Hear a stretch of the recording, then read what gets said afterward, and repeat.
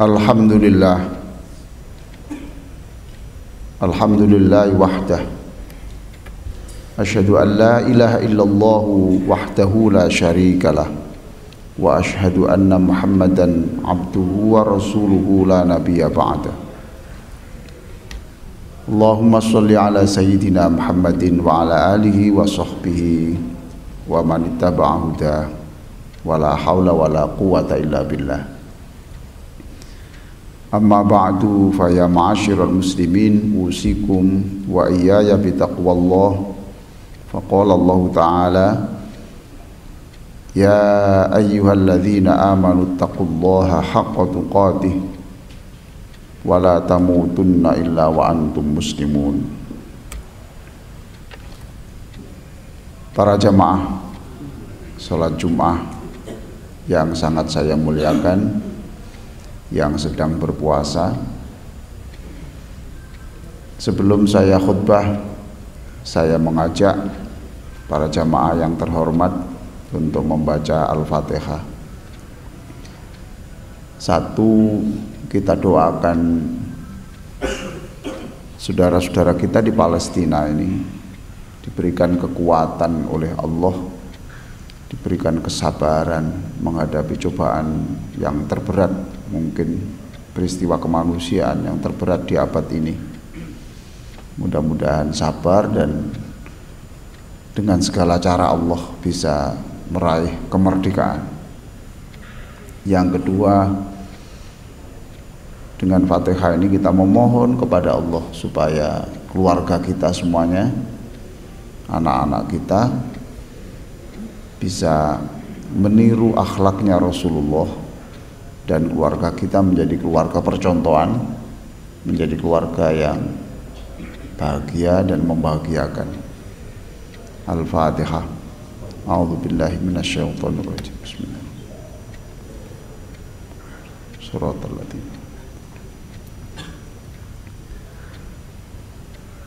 Hadirin sekalian, dalam 10 menit ke depan saya akan berbicara tentang bagaimana melembutkan jiwa melalui puasa. Di dalam Al-Quran surah Al-Baqarah ayat 74, pada ayat itu diterangkan ada hati yang keras, bahkan disebut lebih keras dari batu-batu di gunung itu. Tapi juga ada hati yang memancarkan cahaya. Kita berharap dengan puasa ini, hati kita yang asalnya membatu menjadi lembut, menjadi bercahaya. Hati yang bercahaya itu, hati yang lembut itu digambarkan oleh Allah di dalam surah Al-Anfal ayat 2. Innamal mu'minun idza dzukirallahu wajilat qulubuhum wa idza tuliyat 'alaihim ayatuhu zadatuhum imana wa 'ala rabbihim yatawakkalun. Itu hati yang lembut. Ketika disebut nama Allah, maka jiwanya ini hidup. Ketika disebut Allah itu Maha Pengasih, dia kesedihannya hilang. Karena sekalipun derita bertubi-tubi, tetapi dia masih punya Tuhan yang mengasihi dia. Tidak mungkin Allah yang Maha Pengasih membiarkan hambanya seperti yang sekarang sedang berada di masjid ini, dibiarkan mengatasi masalah sebatang kara tanpa campur tangan Allah. Dia optimis. Ketika disebut Allahu Akbar, Allah Maha Besar, dia kemudian berpikir positif bahwa masalah saya ini besar memang, tetapi sangat kecil di dalam pandangan Allah yang Maha Besar itu. Ketika disebut Allah itu adil, akan menghukum orang yang bersalah. Di dunia orang bisa memenangi pengadilan, Tetapi tidak bisa orang main-main pengadilan di akhirat nanti. Itu arti dari Malik Yaumiddin. Kemudian dia bergetar dan dia semakin berhati-hati cara berbicara, berhati-hati di dalam bekerja, berhati-hati dalam mengurus rumah tangga, dan seterusnya. Itu ciri dari orang yang hatinya lembut. Wa idza tuliyat alaihim ayatu zadatuhum imana. Ketika Al-Qur'an itu dibaca, tahu artinya atau tidak tahu artinya, bahwa itu yang dibaca itu adalah bukan komik, bukan koran, itu firman Tuhan, firman Allah, maka rasanya ada kekuatan besar yang bisa kita serap kalau kita itu bisa memang mendengarkan dengan sungguh-sungguh. Nah, saya membaca buku yang ditulis oleh Abdul Aziz bin Abdullah Ad-Dobi'i dalam buku Sanabilul Khair. Dalam buku Sanabilul Khair, bagaimana supaya hati itu tidak membatu. Ada beberapa cara di situ. Yang pertama, jangan sampai makan dan minum yang melebihi yang dibutuhkan tubuh. Bapak-bapak yang terhormat, silakan bertanya kepada ahli gizi. Orang seusia bapak itu sebenarnya kalori yang dibutuhkan itu berapa, karbohidratnya berapa, proteinnya berapa. Sudah, jangan lebih. Sebab kelebihan makan dan minum itu di luar ukuran yang semestinya, itu investasi penyakit masa depan. Dan ternyata tidak hanya penyakit masa depan, tetapi itu juga bisa mengeraskan hati. Yang kedua, jangan berbicara kalau tidak sangat-sangat perlu. Jangan berbicara kalau berbicara itu tidak produktif. Jangan berbicara kecuali pembicaraan itu memang diperlukan.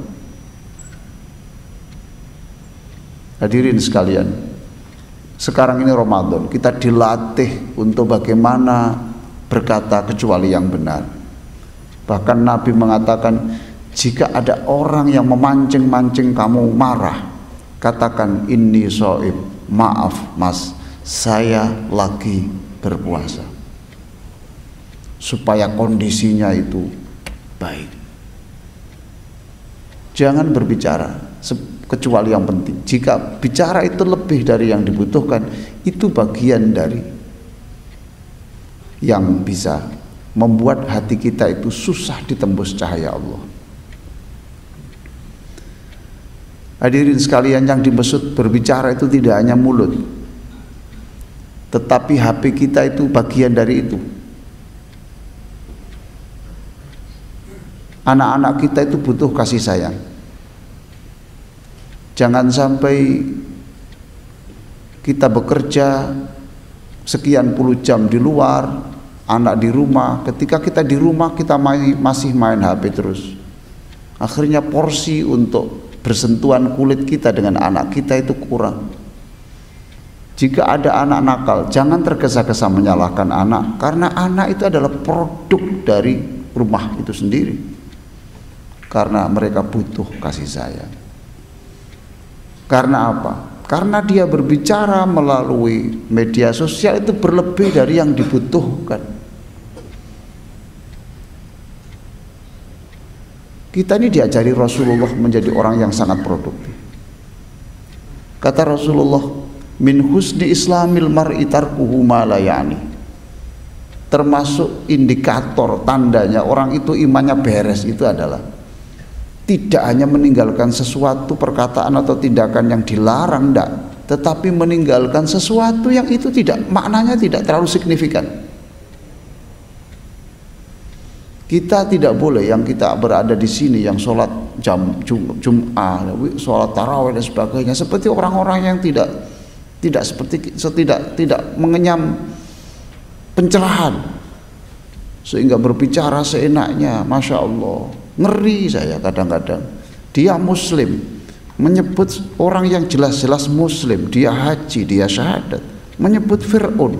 Siapa ini? Fir'aun itu orang kafir.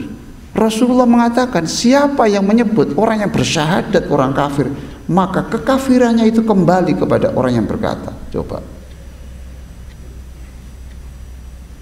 kita hati-hati dalam berbicara. Kata itu seperti panah, jika sudah meluncur itu susah ditarik kembali. Orang-orang yang tidak beragama saja berkata, think today and speak tomorrow. Berpikirlah sekarang lalu ucapkan besok.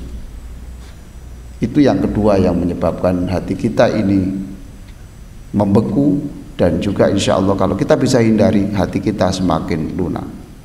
Yang terakhir, yang ketiga adalah kalau kita ingin lembut hati kita, bercahaya hati kita, maka sediakan setiap hari itu beberapa menit untuk merenung, muhasabah, introspeksi. Iktikaf itu sebenarnya itu merenung. Dan ketika merenung jangan bertanya mengapa, tapi tanyakan dengan kata-kata apa. Misal, apa sebenarnya yang saya cari dalam hidup ini? Apa sebenarnya yang saya cari dalam hidup ini? Saya punya kebiasaan buruk. Kebiasaan buruk ini apa saya teruskan? Apa yang membuat keluarga saya tidak terlalu barokah ini apa? Merenung, setiap hari merenung. Itulah yang bisa melembutkan hati kita. Hadirin, sebagai penutup, mengapa saya berbicara soal ini di tengah-tengah Ramadan? Karena bapak-bapak sedang bersiap untuk menerima cahaya besar, yaitu Lailatul Qadar. Rumah bapak rumah kaca, ada cahaya seterang apapun matahari, cahaya itu tidak akan masuk ke rumah bapak kalau kacanya itu memang kotor, kena aspal semuanya. Tidak bisa.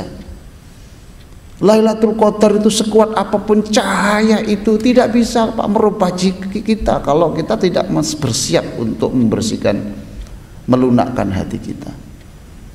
Maka khutbah ini saya sampaikan untuk bersama-sama saya membersihkan, melembutkan hati kita, supaya kita pada malam-malam Lailatul Qadar kita itu cahaya bisa masuk, karena kaca kita sudah semakin bening, semakin terang. Mudah-mudahan khutbah ini manfaat. Aku qouli hadza wa astaghfirullah li wa lakum wastaghfiruh innahu wal ghafurur rahim. Alhamdulillahi rabbil alamin wal aqibatu lil muttaqin. Asyhadu an la ilaha illallah wahdahu la syarikalah al malikul haqqul mubin wa asyhadu anna Muhammadan abduhu wa rasuluh shadiqul wa'dil amin. Allahumma shalli ala sayyidina Muhammadin wa ala alihi wa ashabihi ajma'in. Amma ba'du. Qala Allah ta'ala ya ayyuhalladzina amanu taqullaha wa kunu ma'as shadiqin. Innallaha wa malaikatahu yusalluna 'alan nabi ya ayyuhalladzina amanu sallu 'alaihi wa sallimu taslima. Allahumma shalli ala sayyidina Muhammadin wa ala alihi wa sahbihi ajma'in.